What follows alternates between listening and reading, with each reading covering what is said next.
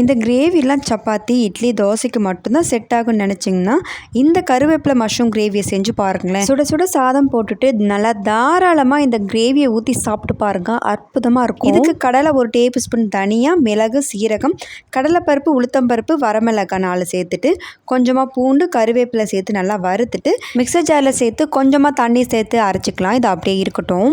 கடாயில் பட்டர், எண்ணெய் சேர்த்துக்கலாம். மசாலா பொருட்கள் சேர்த்துட்டு 1 டேபிள் ஸ்பூன் மல்லித்தூள், 1 டீஸ்பூன் வெறும் மிளகாய்த்தூள், கரம் மசாலா தூள், மஞ்சத்தூள் சேர்த்து வதக்கிக்கலாம். இதில் பொடியாக நறுக்கின 2 வெங்காயம் சேர்த்து வதங்கினதும் 1 டேபிள் ஸ்பூன் அளவுக்கு இஞ்சி பூண்டு பேஸ்ட் சேர்த்து வதக்கிக்கலாம். இது வதங்கி நல்லா எண்ணெய் பிரிஞ்சு வந்ததும் நம்ம அரைச்சி வச்சுருந்த சின்ன வெங்காயம் பேஸ்ட் சேர்த்துக்கலாங்க. இது கூட 2 தக்காளி பழமும் அரைச்சி சேர்த்துருக்கேன். இப்போ மூடி போட்டு ஒரு 5 நிமிஷம் நல்லா கொதிக்க வச்சிடலாம்.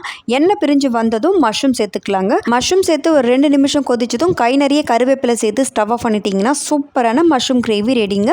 செஞ்சு பாருங்கள். டேஸ்ட் பிடிச்ச சேனலுக்கு சப்ஸ்கிரைப் அண்ட் ஃபாலோ பண்ணிக்கோங்க.